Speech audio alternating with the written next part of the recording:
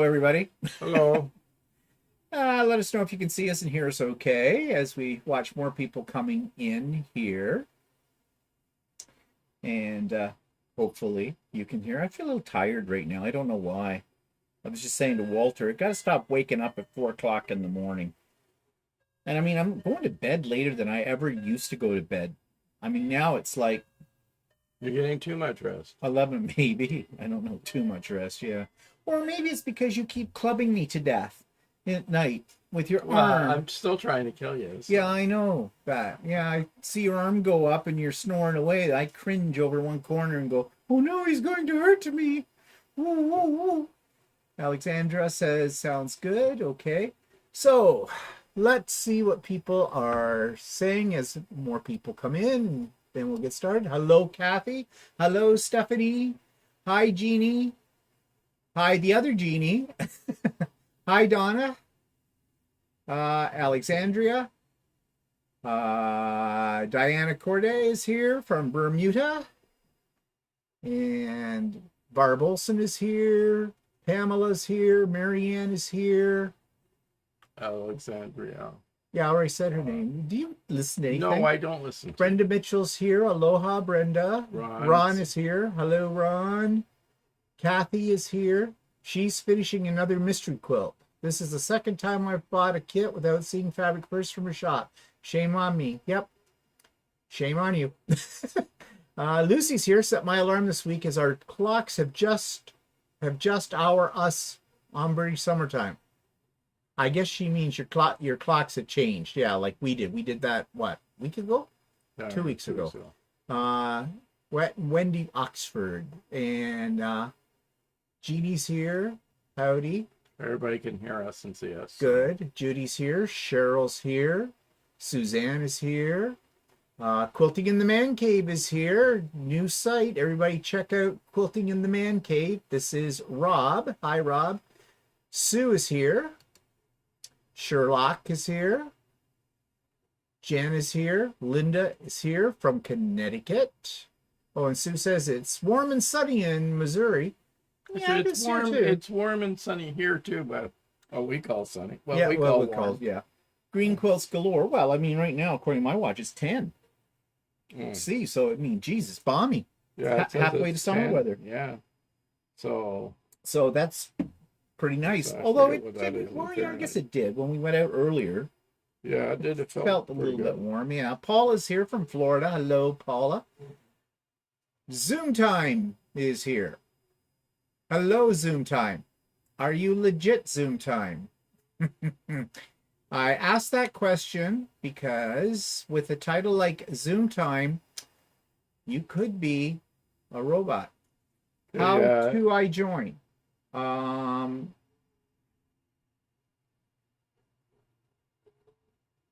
don't understand Zoom Time, what you're asking. How do I join this? You're already in it. You're here. This is alive. It's 50 degrees Fahrenheit here. Yeah. So no, Zoom Time, you're in. You don't have to worry. Yeah. Already here. What was that I was listening to?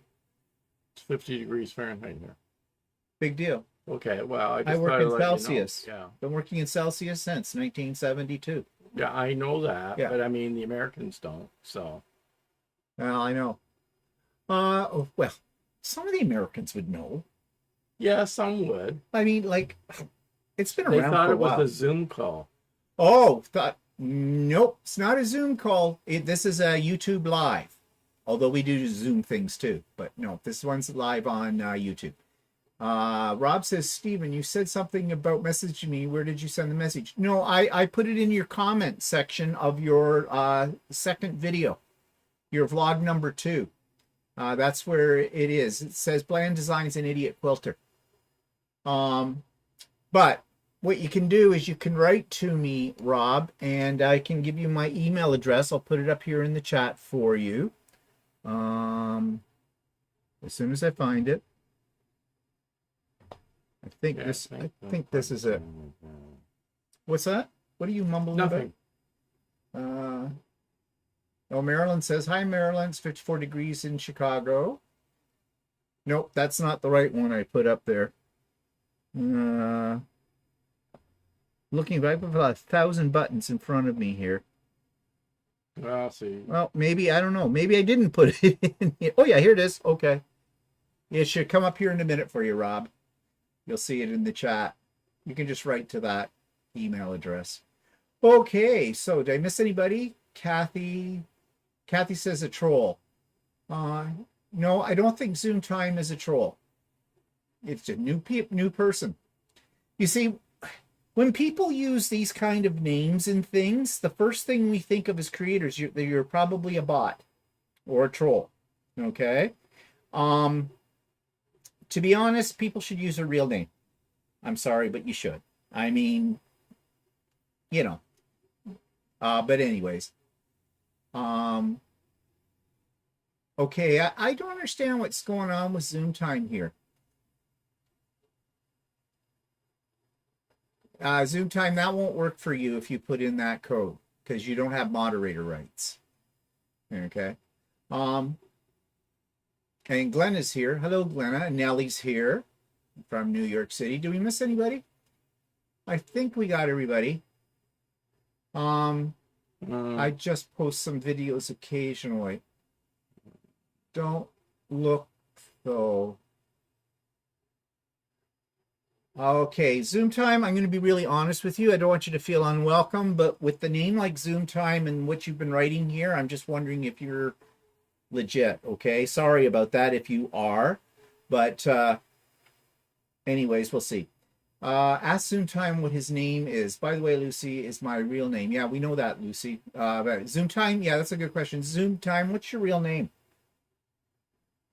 Janet's here. Patsy's here. Sorry, Patsy. How could I miss you, Patsy? Well, hello, Patsy. Special shout out to Patsy. Gail's here from Maryland. Diana's here. Diana Miller. I'm a real person, but what's your name, Zoom Time? Because if you don't give me a legit name, then I'm going to have to block you. I'm sorry. Okay, you're not real. All right, let's get rid of Zoom Time here. Okay, how do I do this?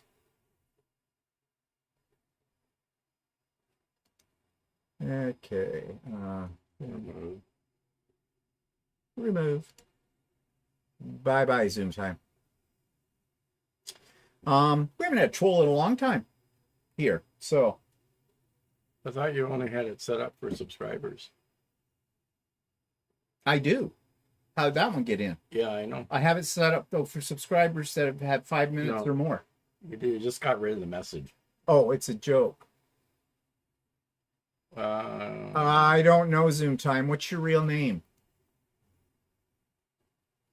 It's Roy Smith. No, that's a different name. That's a different name. So you said before. Roy, tell me, how did you find me? How did you find this channel? I subbed. Okay. All right. Well, okay. Welcome. Sorry, but this is the only way that we can do some screening here. We don't want trolls. If you're a legit person and everything, you're welcome here.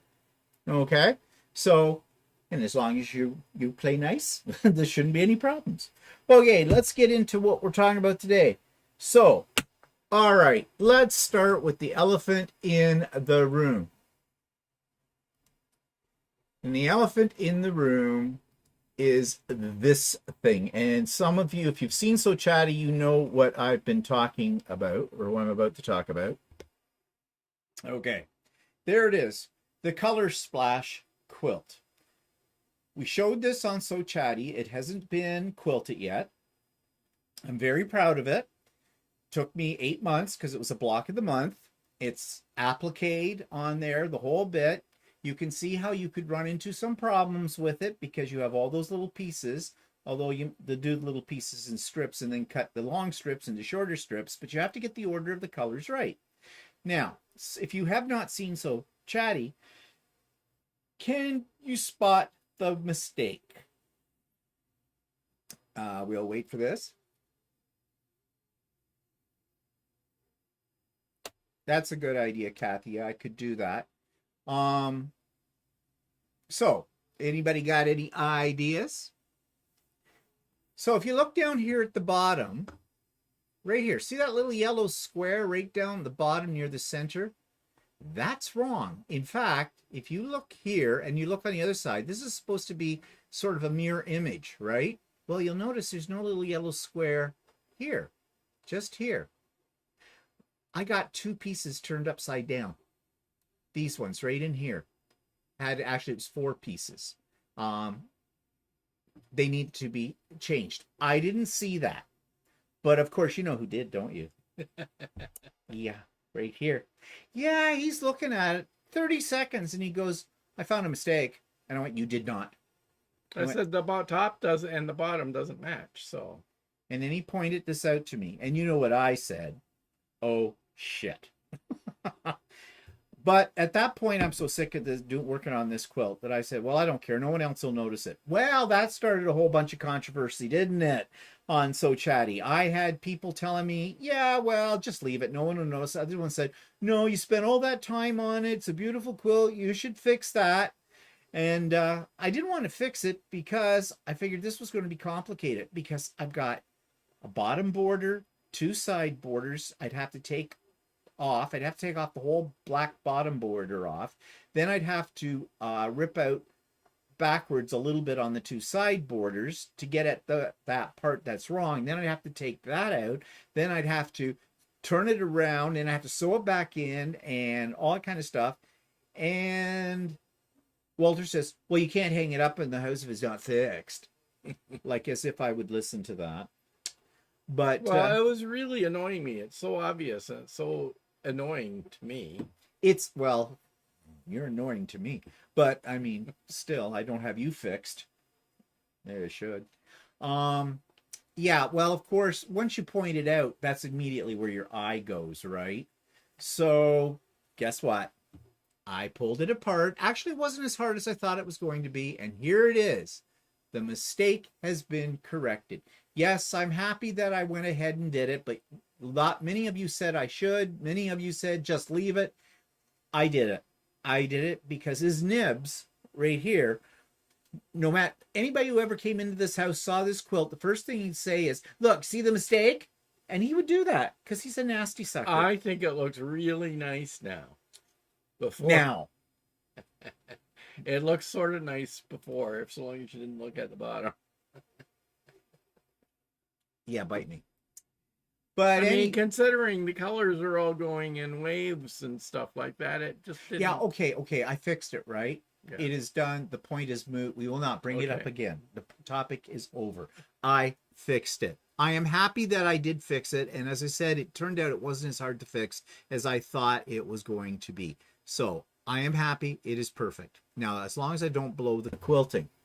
And speaking of the quilting, just let me get here so I can see what people are. Oh, how come we're like that on our screen? I don't know. This keeps doing weird. Oh, I know why. There we go. So I'll tell you another little thing though that I learned as well. But before we do that, let's get up here. People are having a heyday. Oh, Dana's here. Hi, Dana and Sly.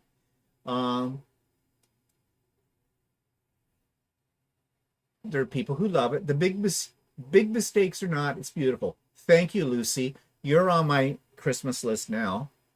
You're taking Walter's place. Thank you, Linda. Thank you, Sly. Thank you, Marilyn. Thank you, Dana. Okay, everybody's like it. Heidi says, hello, Stephen Walter, and people with the patience to stab something thousands of times for fun. Yeah. Oh, well, sewing, I guess. Yeah. Yeah, what? Yeah, sewing, stabbing your fabric. Yeah, okay. I had to think about it for a minute. Oh, Dana, stop it. You sarcastic person, you. You know who found it. Yeah, that's where it was, Karen.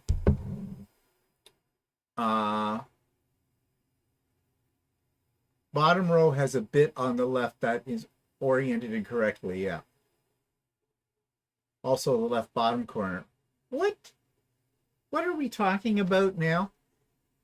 Let us go back here for a minute. Okay, I gotta find my button. Okay, where is it? Here we go. No, it's not. All right. Where did the sucker go?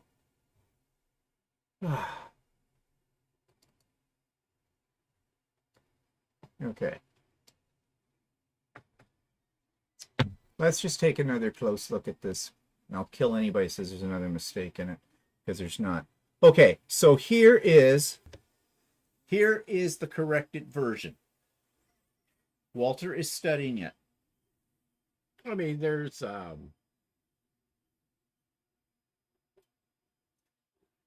They're the same. yeah, pretty close. It's all the same. It's the way it is. The first one, no. The first version of it had the mistake. But I've corrected the mistake, everything else. Because I went through it line by line to make sure I hadn't put anything anywhere. What are you looking at? Purple black there. But that's pretty minor. How did that get there, though? That may not actually be purple. That may be a color shift Okay. in there. But other than that, it's I'm taking it off the screen. I'm not putting myself through. what? Purple and Ooh, how'd that get over there? No, it's just a color shift in the screen. I hate you people. I hate you all. I hate you all. Anyways, it's fine. It will work. Yeah, actually, it's fun. Yeah, right. It's not. Yeah, Gene says, let it go. Exactly. Let it go, let it go. Jan says it was funny watching Walter yell. What about the green square? I don't know, Patsy. Shut up. Yes, I did, Kathy. You're exactly right. Exactly right, Kathy. You're on the Christmas list. Patsy's not. Actually, the one that's up there right this second is the wrong one. What, that they're looking at? Yeah. They're not seeing that. This is what they're seeing. Oh, okay. That's passed over it. Oh, okay. So maybe I moved too quickly. Anyways, it'll work. What's Ron's got a good idea? Maybe you should make Walter an I Spy quilt. I would like to make Walter a funeral shroud. Well, he should have me look at it before he posts it on. Because Yeah. I noticed it when he posted it on Soul Chatty. That's the first time I saw it. So Yeah, whatever. Yeah, I took it out, Brenda. normally some of his mistakes don't bother me that much, but that one really bothered me. It's a chat. He makes it a point of every quilt I make trying to find the error. Well, that's what I did for a living. I used to look at software and make sure that it Yeah, was but working that's properly. different than something that's creative. So, I'm gonna ignore him. I'm just looking at what people are saying. Yes, I took the time to fix it, Diana. Great job. Fixed and fabulous. Oh, bravo. It was beautiful before. Now it's astonishingly beautiful. Okay, Heidi. That's one way of being diplomatic. Hi, Laura. Right, Bob, whatever. The correct version is correct, Shirley. I think you need to enter it in a show. Yeah, no.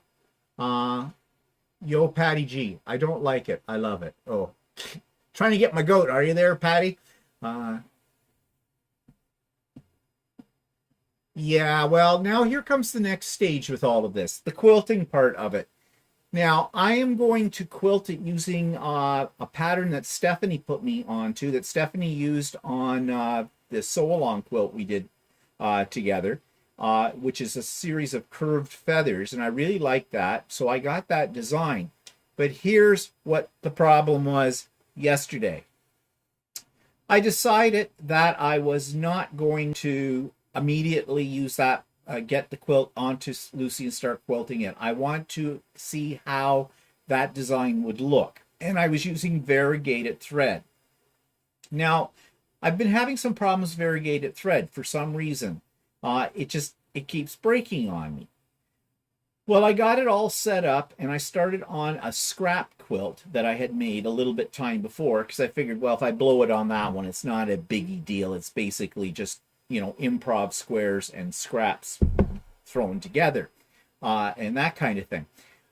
So I did. I had a lot of problems. The thread kept breaking, and then I started playing with tension. Now, tension is a scary thing. At least I thought it was. I don't think that now. But while I was going through all this, I could not figure it out. I was watching YouTube videos. There was a lot of cuss words coming out of my mouth. It was very tense. Yeah. Lucy and I were not good friends together. And I'm not talking about Lucy, who's on here in the chat today. I'm talking about Lucy, my long arm. And I could not get it to work no matter what I tried with it. It would just keep breaking. And I adjusted top tension. I adjusted bobbin tension. I watched videos. I tried this. I tried that. Finally, I said to Walter, okay, I'm going to go over and see Tracy at Whirls and Swirls, my APQS dealer, because Tracy knows everything. And I'm going to take this spool of thread, Fantastico by Superior, which is supposed to be a really great thread. Tracy uses it all the time in quilts, never has a problem. So I took it over to her, and she said to me, she's looking at the cone of thread, she says, there's something wrong with this cone of thread. If you look here at the bottom, the way it's wound. And I'm thinking, really? I don't know. Well, how would that have any effect on this? So anyways, Tracy said, here, I'll give you another spool of that. Take it home, try it, and see what happens. Guess what? It worked. I did a whole big section of a practice sandwich kind of a thing. Had only one thread break, minor thing. That was it. It did beautiful stitching. The tension was great, the whole bit. Now, I was playing with the tension a little bit because I did have, because I'd been fooling around with the tension before. I was pulling up some of my bottom, my bobbin stitches in the top, but I adjusted things and I got it, and it looks great. So, yeah, that was the problem. Who would have thought that something as simple as that would make the difference, put me through hell? But in the process of all of this, I did learn a lot about tension. So that is weird, that monitor we're watching. It does things that I don't know why. But anyways, so yeah. So now I'm still not going to quilt it yet. I've got the practice one, which I got some stitching into that one before I gave up on it, and I had to cut it all away from the batting and whatnot, and I'm not very patient when it comes out to pulling out stitches in quilting. Walter did it. He likes doing stuff like that. Except he couldn't find his picker for taking stitches. My long arm, those of you that have a long arm know what I'm talking about, the really long seam rip or stitch puller. I have one of those suckers, and I put it in a safe spot so I wouldn't lose it. Guess what? Can't find it. It's very safe. I have no idea where it is. No idea. Which is not like me, because I usually know where everything is. But anyways, that's the saga of the Color Splash quilt. Yeah,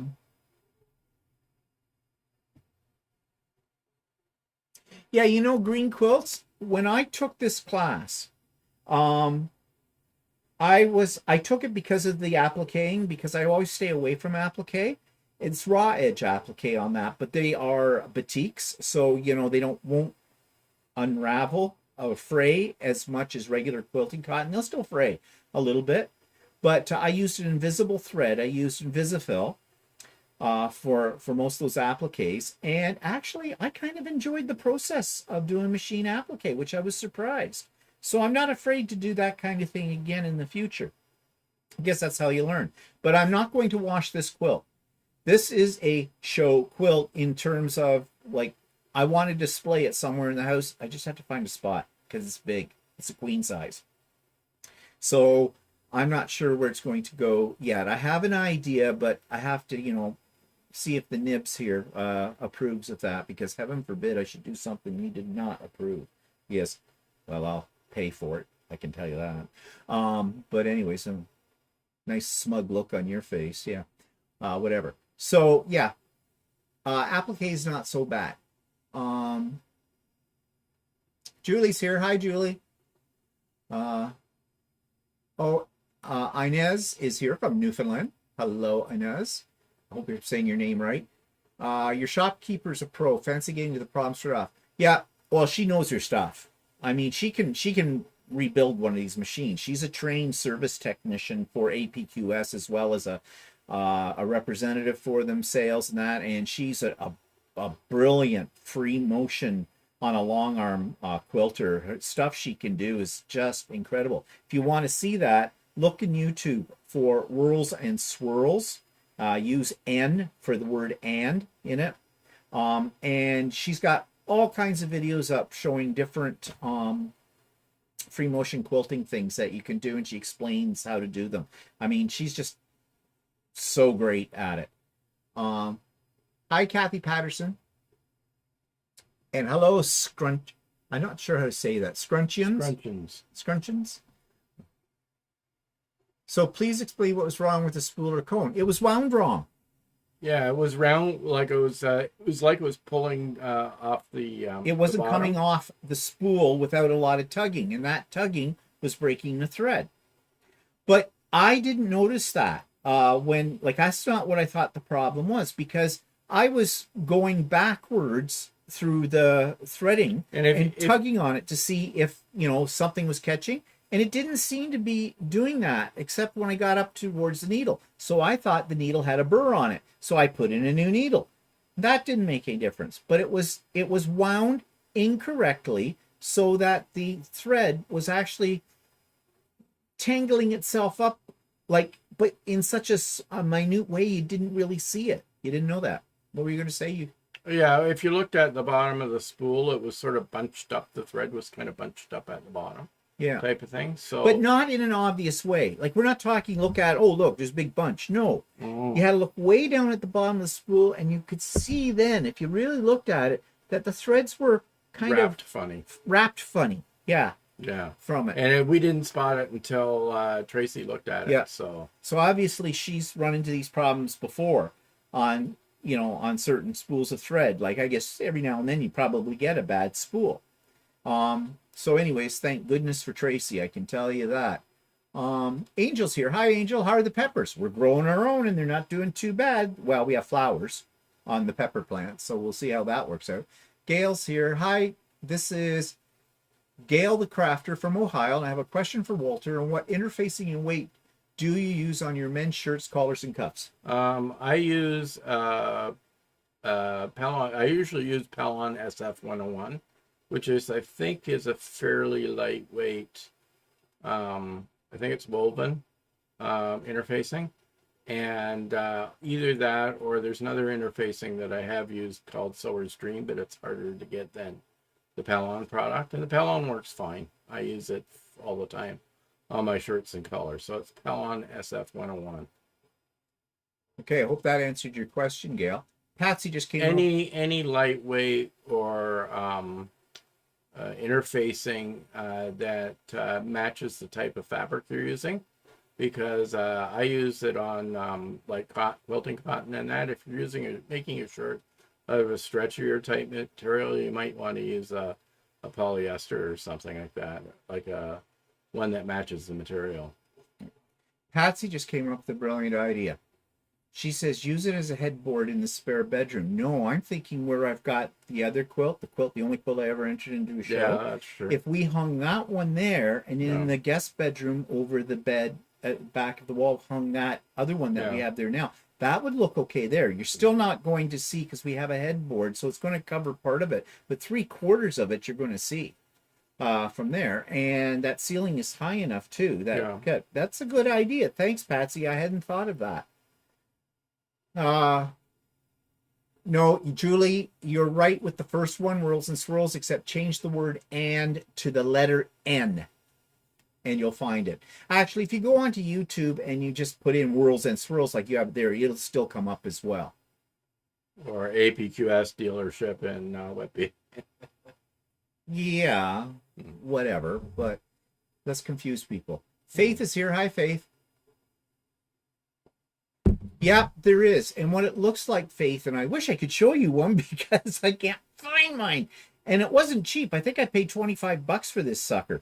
It's about this long, and it's got a little hook on the end of it. And it's the way it's meant is to get underneath the stitches in the top of the quilt so you can pull them up and cut them. Actually, away. I found when I was pulling up the stitches on the quilt, if you got a little, if you got a start on it and you hung on to the actual top thread and you yanked on it, it started pulling up the stitches from below, and you could with a seam ripper go through that really quickly. So actually, once you got going at it, it was pretty. It was pretty. I mean, it wasn't fun, but Yeah. it's fast, reasonably faster. But than I he has this. expected. He has patience. I don't. I would just But I go. could see with a picker like that, you might be able to get underneath that bottom thread easier. That's how it's designed for Yeah. that. It's different than a seam ripper. It doesn't have really a point. Yeah. It's got sort of a bend in the end of it, and to get on there, so you don't like basically rip your quilt with it. Someone said here, Barb says, "Am I an idiot? Don't flowers on plants have to be pollinated by bees?" Yes, but not on peppers or on tomatoes. They're self-pollinating. Yeah. They have both parts. They kind of do themselves, kind of a thing. Hi, Andy. Yeah, that's why I was explaining Patsy. Yeah, so anyways, the saga of the quilt, and thank you for the suggestion. I had not thought of that, and yeah, Hi, Andy. I think that would work. The only problem is now I might have to make a sleeve for it. Either that or no, maybe not. I might be able to use the rings and the clips because I'd rather not have to put a sleeve on it. But we'll see. But anyways, yeah, that was a good idea. Bonsoir tout le monde. Does that mean hello world? I don't speak Nadine. And Nadine, you saw that you're in on the retreat. So, what's Walter been working on? Well, he hasn't been making any. Have you finished those shirts yet? I still have some buttons to put on. Okay, The then, buttons were ticking me off one day. well, ticking you off. I was just going to show you what Walter did though yesterday. As soon as I find it, because I lost my bloody pictures on here for some stupid reason. I must have dropped out of it. So now I got to find. Come on. I hate maps. Okay. Here we go. All right. Let's get this up here and let's show everybody. Now, before we say anything, guesses. What do you think this is? Walter made it. What do you think? Do do do do do do do do do do do do do do do do do do do do. So here you go. You guys can see it now. What do you think this is? And we're waiting. Hi, Nancy. You're always late.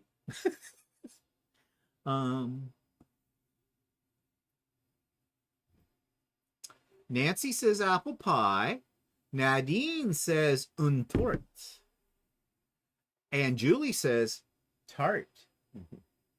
Torts and tarts are kind of the same thing. It's what they call an apple tart, and it's a Dutch It's apple tart. It's a So Dutch tart. it's the size of a pie, though. Yeah. And Diana it was says done in a spring form pan. yeah. Now, Jeannie said peach pie. Diana said a pork pie. Hi, Gail. It's a pie. Apple. How you says apple? Crusted? Apple tart. It's an apple tart. Some kind of meat pie. Appel tart. Yeah. Jewish apple cake, says Flossie. Hi, Flossie. No. Julie says, who cares? Just send me a piece. And I'll tell you type this. of shortbread crust on it. So And it was very good. I've been bugging him forever. I keep saying, boy, dinner was nice tonight. What if really topped it off would have been a nice pie. And he keeps saying, yeah, I was going to make a pie. I was going to make a pie. So he made a tart instead. But that's okay. I'll take the tart. And there's still some left over. And it is quite yummy. So, yeah. But I think there's a mistake. one of your lattice strips is crooked. Yeah, I'm sure it is. And there's cracks in the side. Yeah. Just had to point those out. Well, it's the first time I've made one of those. So. Oh, no excuses. No, we won't. We will not go with excuses here for that kind of thing. Everybody looks that's the name in France. Okay. Yep. Yeah. Yeah, Rob. Yeah, it's a European type thing. Yeah. They don't really make pies in Holland, so that's their version of an apple pie, I guess. No, but they have a lot of tarts. Yeah. Especially in Amsterdam, the red light district. That's where the tarts hang out. Yeah. But it was delicious. Okay, so some... the tin I used was an 8-inch tin.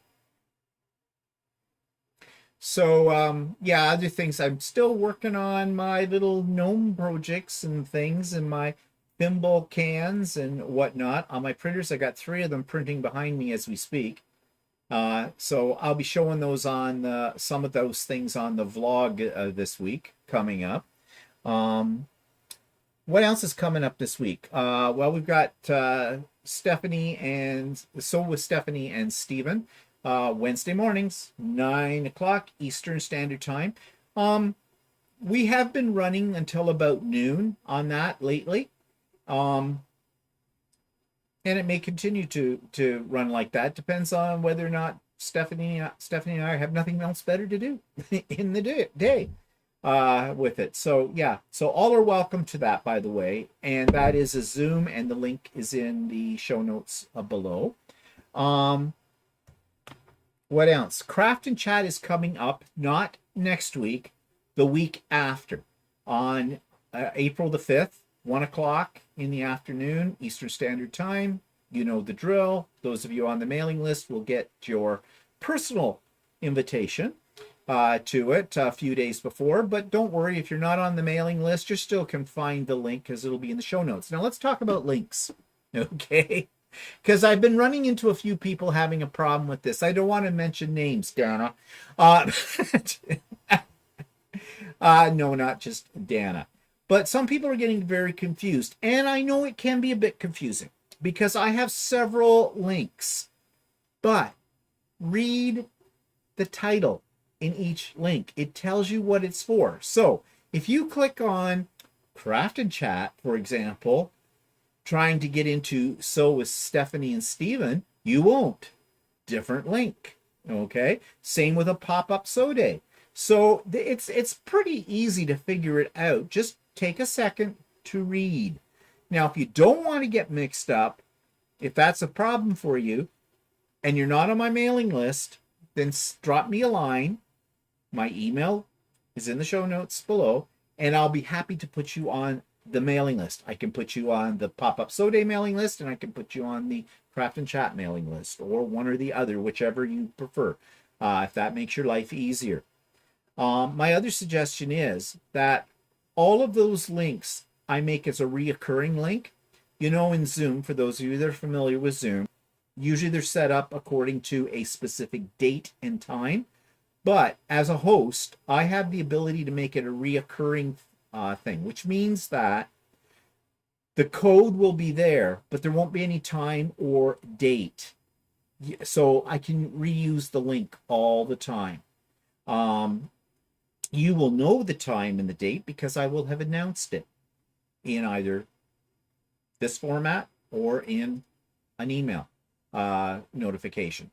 So yeah, but if you save those little links in something that you know where you'll find them, like maybe make a special Word document for it, or some people use electronic sticky notes or whatever, or memo pad or something like that on it. If you stick that into that, then you will always have it in case you can't find the email, or you don't want to go onto one of my videos and find it there. And you'd have to go to a current video, okay? And what I mean by that is usually those links are published just the week before the actual date. So like Craft and Chat on the Monday, and on the Tuesday videos, the link would be there for that kind of thing. Okay, so I hope that made sense.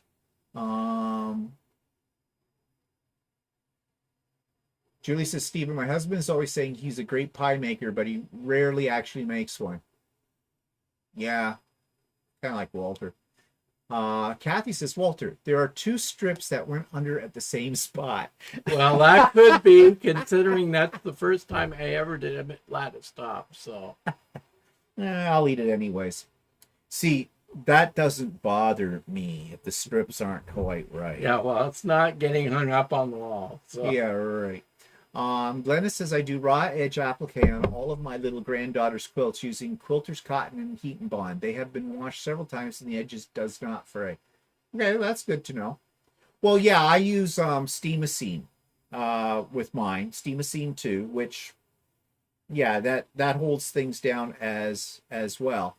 I stay away from heat and bond because I've heard too many horror stories about using heat and bond, but I don't know. Maybe not. Whatever works. Whatever works. You know, if it works for you, you use it. Oh, and this is making a gnome quilt. Oh, a girl after my own heart. And Glenna says, Walter, your dessert looks perfect. Don't tell him that. That goes right to his head. And Lucy says, surely as a Canadian, that's 20 centimeters. no, I said it was an 8-inch pan, right? Oh, Well, the thing is in Canada, which is totally confusing. We do a combination of centimeters and inches depending on what you're working on. If you're baking, everything's in inches. And if you're quilting, you buy your fabric in meters, but all your quilts are done in inches. yeah. Welcome to Canada. Heidi says, don't call him Shirley, eh? I know where that reference is from, Heidi. Patsy says, Stephen, you say standard time. Did Canada vote to do away with daylight saving time? No. Now, there is at least one province, maybe 2, that actually did get rid of it. They don't have a time change. But as a country, as a whole, no. It has been brought up many times, but for some reason, our Ontario province. Jump right in here. Yeah, well, Ontario province says that. Hey, don't worry about interrupting me. That's okay, fine. fine. You just go ahead. Let us hang on every one of your words, shall we? Go. What Ontario province has said that they'll change it back. They'll change it. They'll get rid of daylight savings time if both Quebec and the United States does. Well, New York, anyways. Yeah, they said. So I don't know what that. So no, we still have the time change thing, and I wish they'd get rid of it. Talk about them not making a decision. But. Yeah. Delicious. Okay, so retreat update. You may have seen I put a little note up in the bot on here. I'll do it again. Oops. That they have right there. There we go. So I'm full. I have all 93 spots have been taken. I have now started a waiting list. I have one name on the waiting list right now. So if you are, you missed out, you may not, because I anticipate 10 to 15% will be no-shows for one reason or another. I'm hoping that I know in advance when those people know, because if something's come up and they can't make it, then I have requested, and I'll be sending out to everybody that is registered a reminder about that, that if they can't make the retreat because something has come up in their life, to let me know as soon as they know, because then I will take their name off the registration list and I will put a name from the waiting list, and I will do the waiting list in the order that they come in. So the first person that's on the waiting list is the first person who told me they wanted to register on the waiting list, and move my way down. So it doesn't mean there won't necessarily be a spot for you. But if you want to make your odds a little better on that, do send me an email as soon as possible saying you want to be on the waiting list, and I'll put you on there. Because there will be people who for one reason or another can't show. Now, will I open it up if there's places available on the day of? No, I won't. Because that's inviting trolls. This is a closed session, okay? That's why I have people register for it. It's free, but that's why I have them register. So yeah, and I'm really thrilled that, you know, that's the most I've ever had at a retreat. I mean, I think the last one I had 60 some. So this filled right up, and it filled up with under 2 weeks since I opened it up. And I mean, considering that we don't have anything until it doesn't happen until May the 6th, pretty good, pretty good. And it's going to be a lot of fun. So, you know, those of you that are registered, hang on to your spot. You don't want to miss out.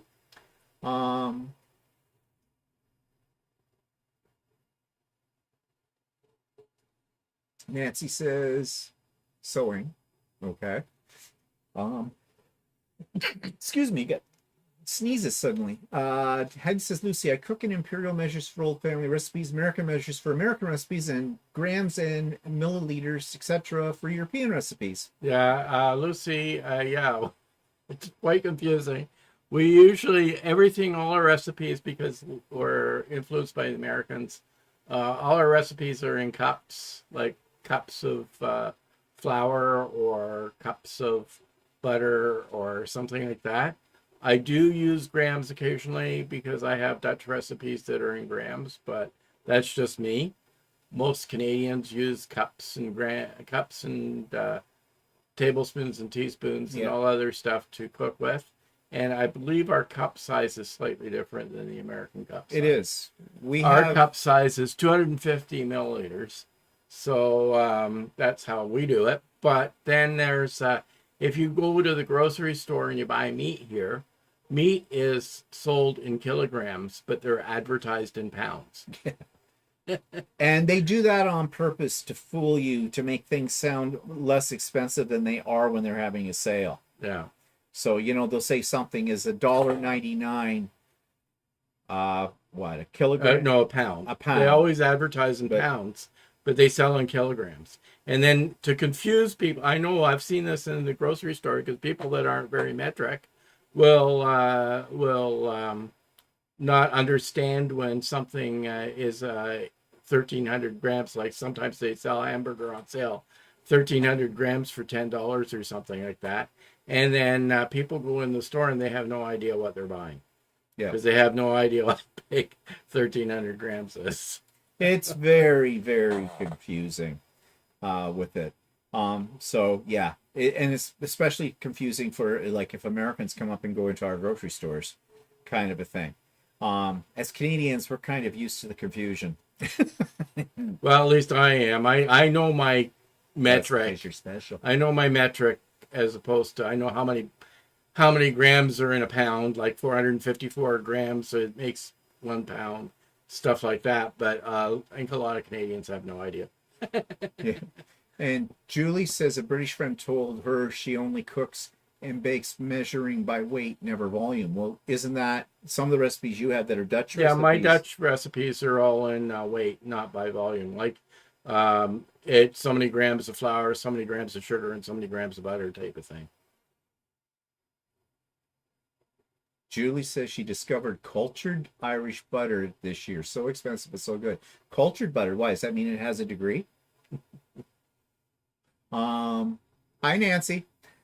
So anyways, so we talked about that. So tomorrow morning I have a fun thing to do. I have to go to the dentist to have a couple of fillings, because a few weeks ago I went for a cleaning and I mentioned the fact that I had some sensitivity up here and down here. And so the dentist looked at it and she says, I think there's something missing. Can't be sure. Did you have a filling there? I said, could have. I don't know. I can't see into my mouth. You tell me. You know, you've got the dental records, kind of a deal. She says, well, yeah, we'll fix that up. So, yeah, I'm looking forward to that at 9 o'clock tomorrow morning. And this is the dentist that Walter's not fond of, because he says she takes way too long to do a filling. So, I guess. As long as I'm frozen, really frozen, it's okay.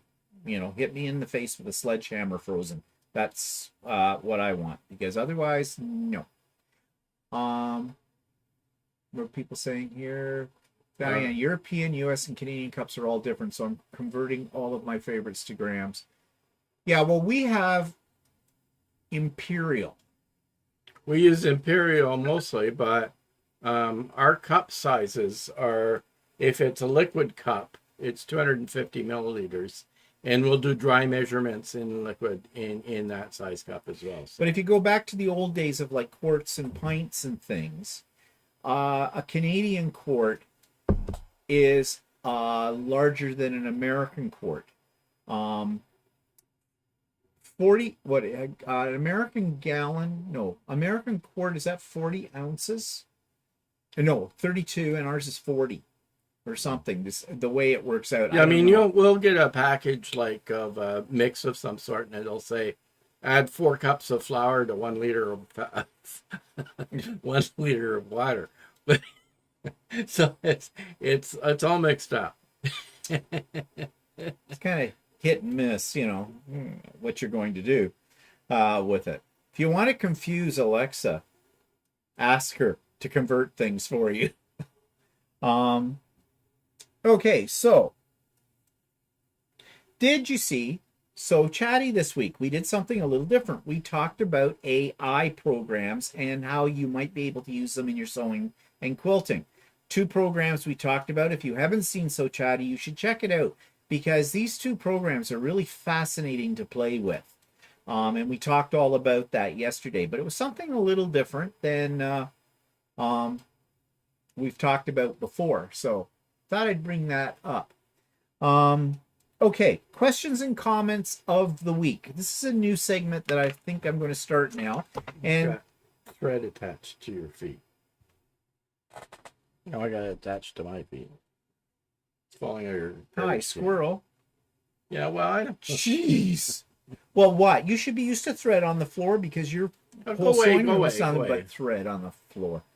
You're a pain in the butt. Okay, so questions and comments of the week. These are things that stood out that I thought we should discuss in a positive way or whatever. So one person wrote, so where is your preferred seat on the plane? I like the aisle, and so does my husband. So we usually get seats across from each other, both an aisle seat. Well, actually, that's what we do too. But I'll let Walter explain why. Well, I do, because I have a problem with my leg and I need to get up all the time. So I like to sit on an aisle so that I can get up all the time. And then I thought at one point in time it would be handy for him to be on the opposite aisle. So Why? I don't know. Actually, the plane that we're going in this time, we're sitting next to each other. So, Geez, can I open a window? So yeah, that's what we usually do.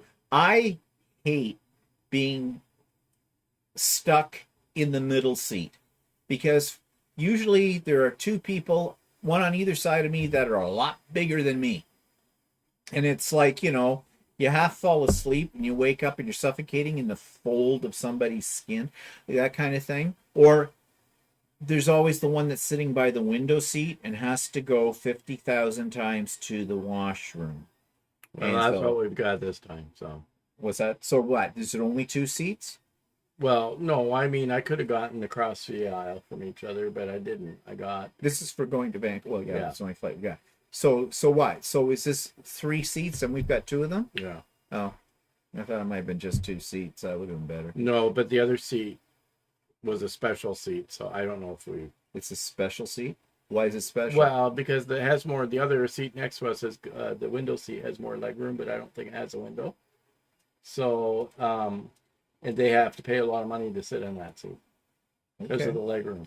So basically, we're going to get somebody that's 7 feet tall. Well, I don't know. Legs akimbo. whatever. Well, I can change it if you No, want to just change leave it. Just leave it. It's only a 5-hour flight. Yeah. I'll take a drug. I'll be fine.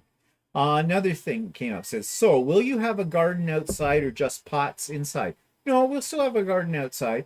As you know, we do container gardening on our deck for the most part. Yeah, we just started doing indoor gardening this year, so.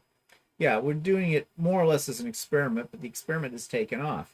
So, yeah, we'll still do the outdoor garden as well. Now, this was a comment about the interview that I did this past week that was up with Amanda from Not Your Granny's Quilt Show.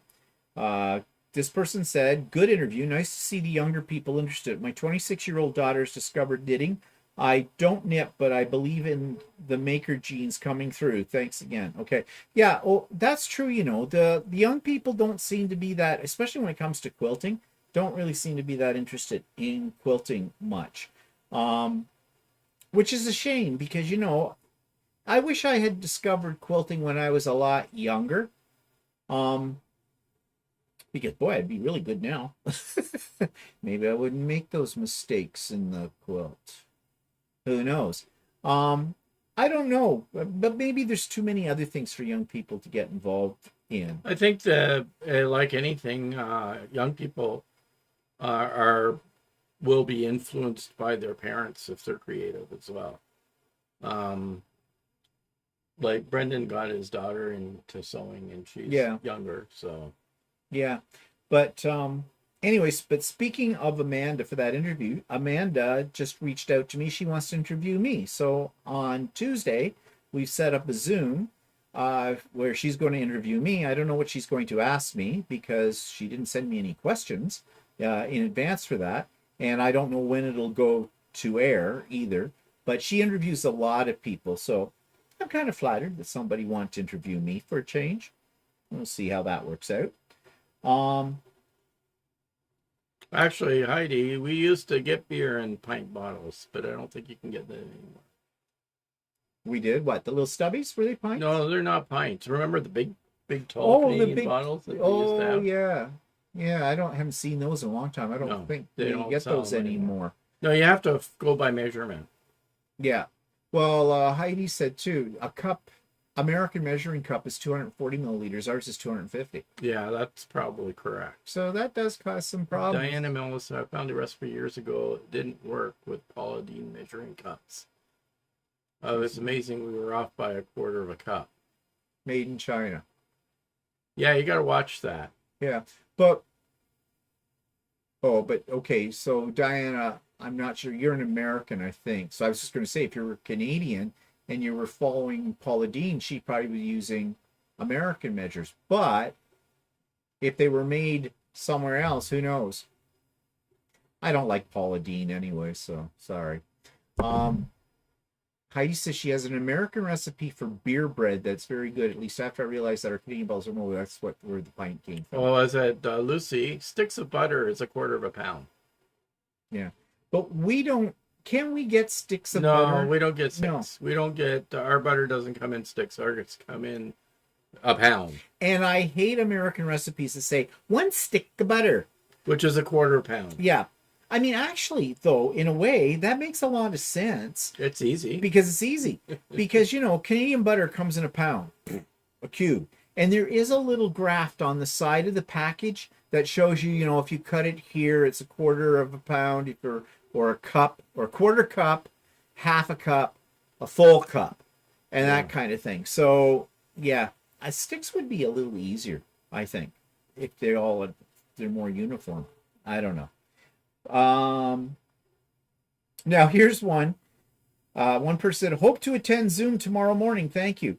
And this is why I came up and said, read the title, because there wasn't a Zoom. Okay, when this person wrote that. And I wrote to them and cleared it up for them because I guess they were a little confused. Patsy's under tornado watch. Oh. Hope nothing bad happens. Yeah. Central Mississippi. Well, they just had that big one that went through part of it as well. So you still have warnings for it. That's not good. Tupperware always made tabletop covered butter dishes for both sticks of butter and for full 1 pound butter.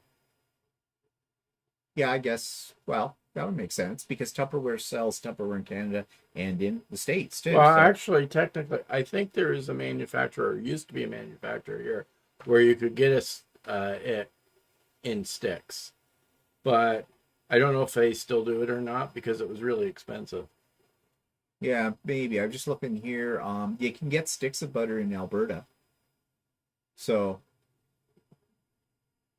we just order them on Amazon, sticks of butter. I don't know. Just cut your pound into 4 sticks. Yeah. Nancy says Mississippi has been our news cruise of tornado. Yeah. news has been our news because of tornado.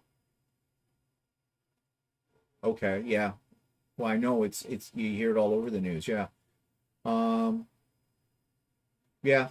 It makes me glad that I live in a part of the world where we don't have that usually. We have had We did tornadoes. have a windstorm last year where it blew a lot of We had a tiles. microburst Yeah. of sorts, but we, generally speaking, we don't have those things. So this is a really long comment, but I wanted to read it because it's really a follow up on what I was saying about our So Chatty this week about AI.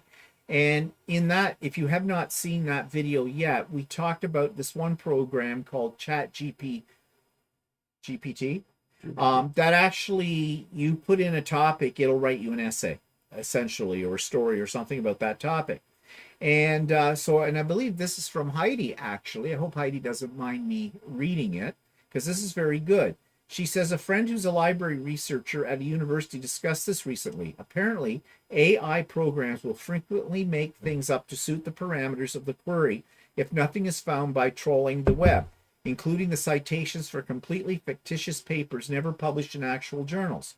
The article number and journal edition are meaningless. The problem is that AI programs are learning from existing data. That's why it's free. Users are helping to teach the program, and humans are inherently flawed in many ways. Those ways include our biases and bigotries, our willingness to spread misinformation because of those biases, our warped sense of humor, or even our sociopathic tendencies. There was an AI several years ago that was out and accessible on the internet, and the programming included adopting the persona of a teenage girl. Within a few weeks, the AI had adopted racist and suicidal attitudes and was withdrawn from user access. Once we teach an AI that humans sometimes lie, how will it trust any information it finds? How do we teach it to discern verifiable facts from alternative facts? It's fascinating, but at this point, we're still dealing with GIGO, garbage in, garbage out. You know, I thought that was really a good piece that you wrote here, Heidi, because it does tell you the problem. And, you know, it's not just AI that has a problem discerning what is biased, what is incorrect, what is misinformation. Humans do too. And I've talked about this before, and this is a topic that's very dear to my heart because I used to teach media, high school media, as well as English. And that was one of the things that was on the curriculum, was trying to teach kids how to figure out what they're reading is legit and what isn't. And, you know, it's not easy because things like AI are changing the parameters of all that kind of stuff now on a very rapid basis. So it comes down to what is fact and what is fiction. It is very hard to tell. And so, yeah, AI is going to do this. I am glad I'm not teaching anymore because I know exactly what these kids will be doing. They've already figured out these AI programs, and they're going in, they're having it write their essays.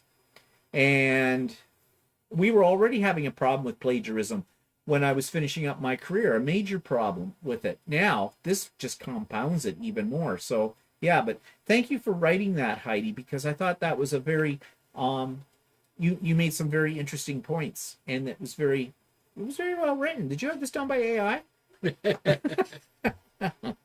So, what are people saying here? Oh, we're still on measurements? I'm not sure what our pints are. No, I'm in the middle seat, Stephen. As a science teacher, we had to do the same. What is fact, etc. Yeah, I mean, that's the whole thing. So, anyways, speaking of kids, let's talk about kids because it's been coming up in the news here in Canada that apparently the rate of violence amongst young people in high school towards each other and towards administrators and teachers and support staff is on the rise. And in fact, a significant rise. And what's going on with this? Now, I'll give you an example. When I was a teacher, when I first started teaching, okay, 40 some years ago now, oh God, in 1981, picture it, first year teacher. As a first year teacher, you're already afraid of your own shadow and you're afraid of the kids because you're a first year teacher. However, I don't remember having any problems, major problems with the kids. If you told a kid to do something, they did it. If you told a kid to sit down and shut up, the kid sat down, shut up. They were afraid to be sent to the office. They were afraid that you would call the parents. Fear was a good thing. Okay. But as the years went by, I saw less and less of that. Kids now getting in your face. You would tell a kid to do something and they would refuse outright and go, no, I make the rules. You don't. You want to pass. This is what you got to do. Then they get their parents involved. And suddenly, as a teacher, you're being attacked. And then, if you didn't have an administrator that was, had some guts, they'd throw you, into the, they'd throw you on the tracks, kind of a thing. So it was really bad. That's the way it was when I finished teaching 11 years ago. I can only imagine what it's like today. But let's take it one step further. A lot of car thefts happening now in our country, in our area, actually. In fact, Walter had his car broken into last night. Well, actually, I must have left it unlocked by accident, because I usually am pretty careful to lock it, but and I have it parked outside, so. But I went into my car today and realized somebody had rifled through it, so they didn't take anything that I can tell, but it had been rifled through, which annoyed me. And the problem in our country is they're talking on the news every night. They're starting to identify who the people are that are lifting these cars, and they're young people, 14, 15, 16 years of age, that are doing this. Now, obviously, they're working for something that's for an organization that's much bigger than them, and the organization is convincing these kids to do their dirty work. And, well, how do you convince kids to do your dirty work? You've got to offer them money, right? So these kids are getting paid for ripping these cars off. But they're brazen. They're bold. I mean, not only that, but they'll walk right up to your Ring doorbell and steal a package off your doorstep that Amazon delivered earlier, and they're right there. But they wear hoodies, and they'll wear, Masks. a mask over their face or anything like that. So you don't know who they are. Or you don't even have, even if you've got them recorded with your surveillance cameras or whatever, the chances of them being found or being, charged are pretty slim. How are the cops going to do that if they can't identify them, see their face, that kind of thing? But it's brazen. The other problem here is the fact that these kids are pretty smart because they know what the penalty is if they get caught. They're protected by the Young Offenders Act in our country, which is something that needs to be, in my opinion, needs to be drastically changed, because 14, 15, and 16-year-old kids are not naive. I know. I taught them. If anything, they're just too damn smart for their own good. And not smart in a positive way. Smart about how to get around the law and how to get away with basically these kind of crimes and everything. But the big problem here is, and kids aren't born evil, okay? That's a learned behavior. So who's your first teacher? Your parents is your first teacher. And I'm sorry, I don't have children, but I had a lot of kids, thousands of them in my career. And you show me the bad kids, and I will show you an absentee parent, which I mean from that is absentee from their life. A parent who decides that these kids can get away with murder. They give them money. They give them a credit card. They actually give them a credit card. Go out, have a nice time. Whatever. They don't, when a kid gets in trouble at school, the parents immediately go for the juggler of the administrators and the teachers, because their little darling doesn't do this kind of stuff. The whole bit. They expect the school system and other institutions in our society to raise their children. That is wrong. That is wrong. Yes, kids go through a period in their life where they will test the boundaries, right? We all did it as kids too. You test the boundaries, but you knew where the line was because your parents taught you. You knew exactly how far you would get. And I don't remember ever thinking in my mind, I should steal a car. I should steal somebody's mail. I should, defy a teacher or another authority figure. No, because I knew if I got caught doing any of those things, I was going to get it at home. I was going to get it severely. So, yeah. So what do you people think about all of that? Patsy says too little discipline at home. Parents wanting to be the kid's best friend rather than the parent. Know exactly what that's like. That's my sister and her kids. Now, her kids are good kids. They're not kids. They're adults now. But they still both live at home. And they're in their late 20s. And, yeah. And she is buds with them. My mother was never my buddy. In fact, my mother was very, very young when she had me. She was 16. And I remember growing up when I was early teens, that kind of thing. My mother was only in her early 30s. When I was 16, my mother was 32. People would say to me, it must be really nice to have a young mother, i.e., because it's more like having an older sister than a mother. Oh, no, it was not. My mother was my mother. Believe me, my mother had no desire to be my older sibling. No. It was very apparent who was my in parents control. were older. I was the last kid to be born. You're a mistake. So, yeah, I was a mistake. So was I. On the other end of the scale. But, yeah, my parents were my parents. They weren't my buddy or anything No. like that. I mean, yeah, you want to have a good relationship with your kids, but part of that relationship involves teaching them right from wrong. And these kids aren't getting that lesson. And then what puts the whole cream on top of all of this is that these parents will walk into school and they will say, and I have been there when they have said this, it's your responsibility to teach them how society works, what they can do and what they can't do. No, it is not. I reinforce that as a concerned and responsible citizen, but it's not my job. That's your job as a parent. Nancy says, my son pulled his youngest out of public school because of violence in school and put her in private school. So many kids bringing guns in school in Minneapolis, St. Paul. Yeah, well, it's happening here now too. It's happening here as well. We used to think in Canada that that was an American thing. No, it's here too.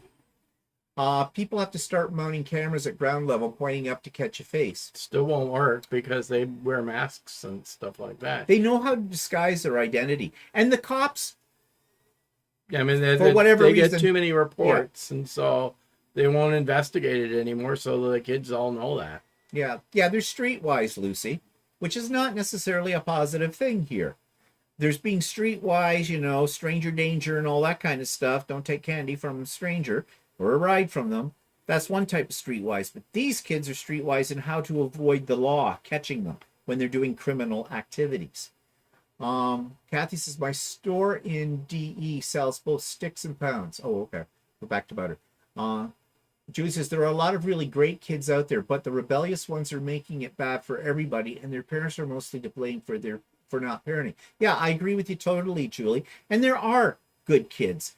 When I was teaching, I always knew, the good kids, you knew why they were a good kid. They were a kid that was always on time, always handed in their assignments, never gave you any backlash or any, lip or anything like that, followed the rules of the school. They were like really nice kids. Parents' night, those were the parents that came in. You'd look at their parents and go, well, they're doing really well in my class. They're great. I love having them in the class. They're so nice. They're so polite. They're, and this kind of stuff. But you knew why, because the parents were taking an active interest in their life. The parent came on parents' night. But the ones that were horrible little buggers and always in trouble, you never saw their parents. You never saw their parents at all. So yeah. That's what I base my data on, and I think it's pretty reliable. Lucy says, I taught in a boarding school. Some kids hardly knew their parents. They had money but were emotionally deprived. Yeah. Yeah. TikTok challenges and outrageous behavior TV shows are giving them all ideas. Yeah, they are. To a point. It's a good point. To a point, though. Parents need to teach their children, like we were saying before, about bias and prejudice and things that are in the media. How do you tell what's truth and what's fiction? Well, you know, that starts at home. Parents have to say to these kids, look, this is not real life here. You are not going to become a celebrity because you do some kind of dancing or a makeup tutorial on TikTok or YouTube or things like that. You know, violent video games. This is not real life, although it seems these days that maybe it is, and that kind of thing. But what I'm saying is, it's the responsibility of the parents to train their children to know. And the one thing a video game is, you may get shot and killed, but you come back in the next game. In real life, you know, it's a one-way trip on that kind of thing. Lucy has a big problem. It goes back more than one generation. Our current parents were not well parented. Yeah, and it compounds with it. I've always said, you know, we always said it as teachers, people need to have a license and training before they should be allowed to have children, basically.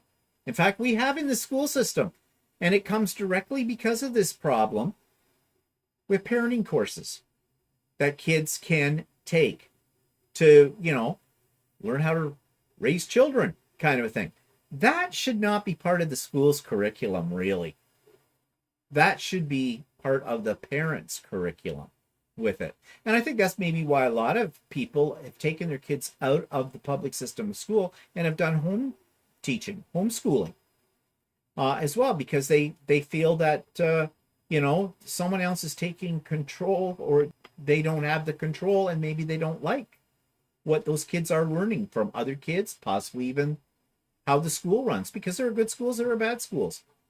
We used to call it, you have to establish a culture in the school, and hopefully you have administrators that instill in the teaching staff at the school good practices, so that kids will learn good practices as well. So yeah, but this whole thing with it takes a village to raise a kid, that's bullshit. It takes a parent to raise a kid. Don't put the onus on the rest of people in society to raise your children. They're your responsibility, nobody else's. And heaven forbid you should come into conflict with a parent. If you try to discipline a kid, you can't do that. They're not your kid. Then why don't you do it? You can't tell me how to parent my child. Well, why don't you do it? And then they go off the handle. So, you know, like that. Teachers always told my husband and I don't need to see you on parent teacher nights, but that's exactly what we showed up. So that's what we heard. Yep. I would say to those same parents that came in for the good kids, I go, so, why are you here? There's nothing I need to discuss with you. Everything is positive, you know, keep up the good work or whatever. And so, oh, we just like to meet the teacher and just say hi, you know, and let you know that if there's any concerns or problems, please give us a call. That says a lot right there, doesn't it? Julie says, teachers are getting amazing financial help with college in Wisconsin, big teacher shortage, if they will commit to teaching 4 years in the state. Well, that's the other problem now. Teaching is not a profession that a lot of people want to necessarily go into. You know, when you don't know whether, you know, especially when you hear about school shootings and stuff. I mean, if I had to do it all over again in this time, I wouldn't be a teacher. No, I definitely would not. I'd find something safer. I'm telling you, like maybe firefighter, you know, at least you know what you're up against there. Julie says, and current teachers are leaving in droves because they cannot bear the pressure from parents and administrators. Yep. And yeah, I was thinking of you, Stephanie, about, because we've talked about that before, about homeschooling as well. Um, and then Julie says, I tried to get my daughter to homeschool, but she did not want to leave her friends in school. They spend all of high school complaining about school. Yeah, well, school is a social environment, and that's okay. The kids should be social in the school. That's part of their development. But they need to know who they should hang out with and who they shouldn't hang out with. And again, this needs to be a discussion had by the parents with their child about that. Lucy says, in Canada, I believe you can't have a kid on a safety rein as a toddler. The child has rights. I prefer not to have my kid get squashed by a car. We can use reins here in the UK. Well, Walter was on. I don't know if that's still true. I don't know. I don't know if that's currently true in Canada. I don't know if it's against the law. My mom always had me on a leash. Well, when I was a little kid. Like, yeah, I could see that. Yeah. But I don't know if it's actually against the law, but I know that if somebody saw a parent going down the street with their kid on on one of those harness things or whatever, they'd be phoning Children's Aid here, because that's what parents like to do. They like to find examples of what they consider to be bad parenting and point it out and go to the authorities with all of that. What happened to the idea? But then if you turn around and you accuse that person that's accusing somebody else, they tell you to mind your own, effing business. So, I mean, my parents didn't. Yeah. My parents just had me there because they had to keep me from running away. So, oh darn.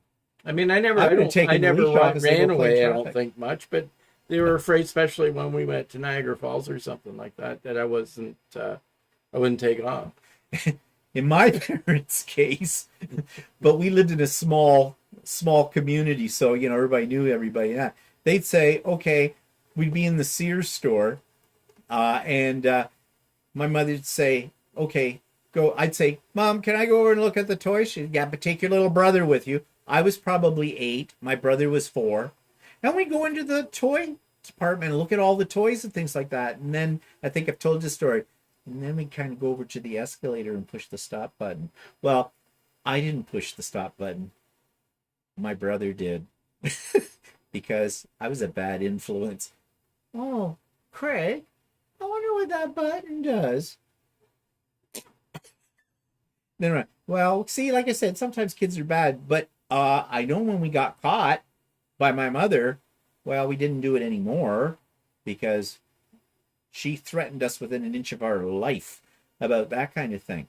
But we were never on a leash. I never really noticed anybody having have a kid on a leash here, but I don't know. I don't know if it's illegal or not. No. I mean,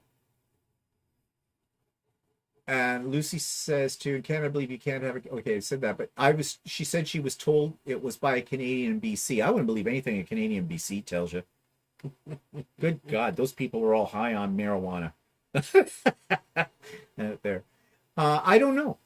I don't know if it's a law or not, but I could see people, phoning up Children's Aid and saying that kid's being abused, being like led around. Unless, of course, they're a family of S&Mers or something, or bondage and discipline people.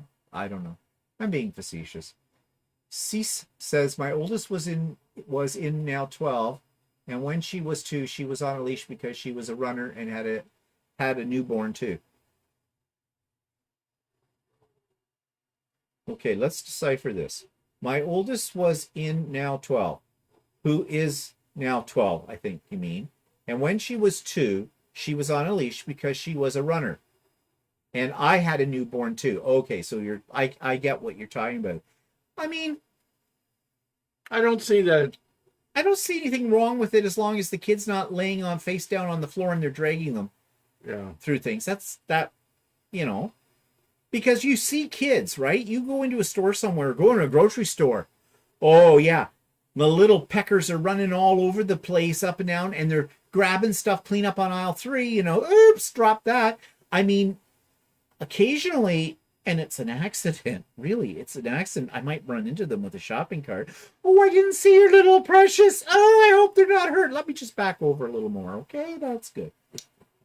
Yeah. Bun says, big concern is who the kids hang out with, which is hard to monitor. That is one thing appreciated when the teacher alerts the parents that the kids are hanging with the wrong crowd. Yeah, that was always a very touchy kind of topic. Because first of all, you'd get some parents who would come in and say, well, who do they hang around with? And you had to be diplomatic about that, because now you're stating it's becoming an opinion thing. I mean, kids, the face kids used to show in a classroom might be different from the face they showed on the street or the face they show at home. And as a teacher, I could get into a lot of trouble if I turn around and said, yeah, they're hanging around with Jackie and he's a bad influence. He's really a horrible little criminal and he should have been smothered at birth. No, can't do that. And that was always and I did get asked that by parents. And I know what they wanted to know. They want to know because the kid is coming home and they're saying, where are you going? I'm going out. With who? Oh, friends. Well, who are these friends? And yeah, when they're teenagers, awkward years, it's very hard to rein in a teenager on things too. But if the foundation, my theory is this, if at an earlier age, a foundation of sensibility has been established in the child by the parents have made them aware of the types of people that are good people that you might want to associate with, the type of people that you should be wary of, that at least will stick with the kid. And even though they'll go through their rebellious stage when they're teenagers, in the back of their mind, they're going to use that information. And it may not keep them completely away from those kind of people, but maybe it'll keep them out of, maybe more on the fringe. I don't know. Just a theory. Okay, with that. Heidi says it's not illegal to use a child safety leash in Canada. There is some controversy about the use, but it's not illegal. Yeah, well, in Canada, we're so busy being politically correct about everything. You're going to get the tree huggers out there that are going to, you can't do that, that's torture. And then you're going to get the extreme right who's going to say, tie them up until they're 21. So, you get it all here in this country. Lucy says, we used to be good at school and went out, but awful at home. There were 7 of us. But if it was at home, it was your parents' problem. As long as you were good out. Oh, we were threatened. When we went out to something with our parents, like if you went to a restaurant, which was rare or something like that, we were told within an inch of our life how we had to behave. Mm-hmm. And you knew if you stepped out of line, you were going to get it when you got home with it. Yeah. I used to end up going with my mother to the hairdresser, and I had to sit quietly and read my book. Right. Yeah. I wasn't allowed to do anything. And the ladies in the shop would always say how well trained I was, but I knew if I did anything else, I'd be in trouble. Yeah. And Rob says, children should be seen and not heard. The use of a Twitch is not a bad idea either. I think you mean Switch. But on a Twitch is something that people do broadcast, streaming on. But I get the point. Yeah. And that was a philosophy my parents lived by. We'd be at my grandparents', and if we were getting a little too rambunctious, my father would say, go over and sit in that chair, and don't you move. Do not get out of that chair until I tell you to. Or you're cruising for a bruising, kid. Now, today, that kind of language, if it was heard out in public, I am sure there would be children aids people knocking on your door because the you were being abused. Would be, abused. I think a little bit of abuse might be not a bad thing sometimes if it keeps your kid in line. I don't really agree with hitting a kid or something like that, but there are other discipline things that can be done to show them who the boss is. The parents are the boss.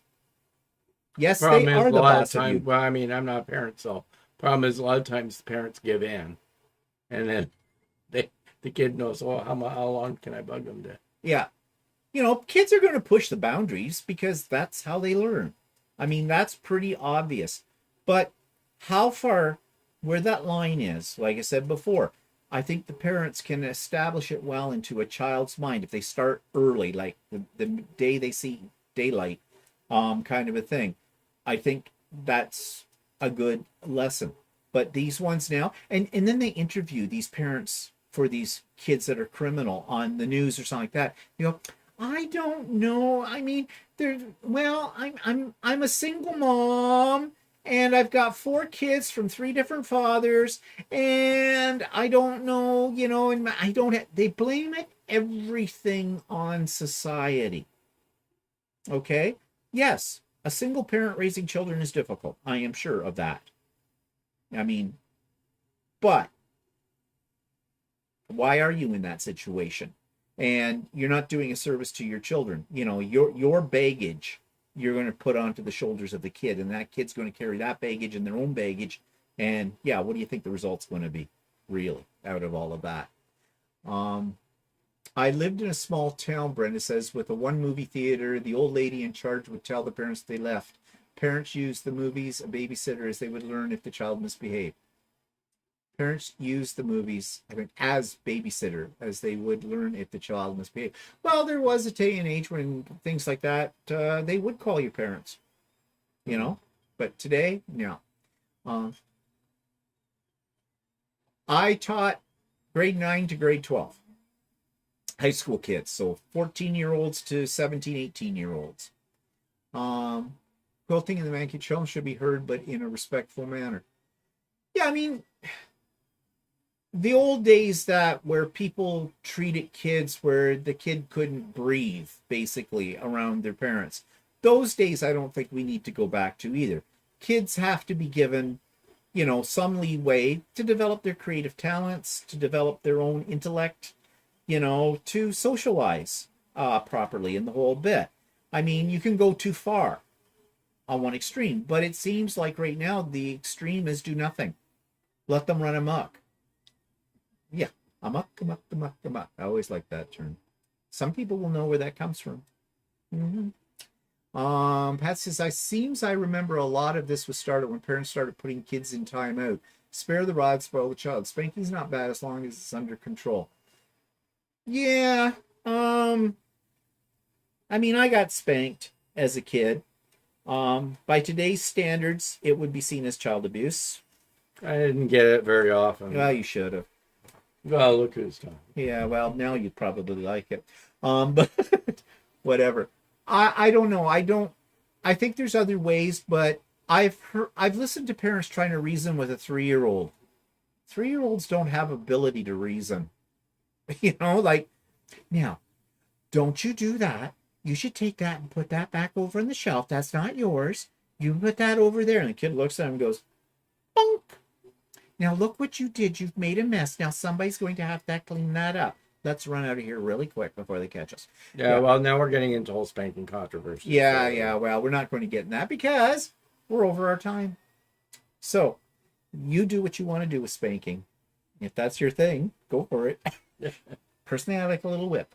But anyways, thanks for joining us today, everybody. And hope you have a good week and whatnot. And we'll see you next week. And yeah, have a good one. So say goodbye, Walter.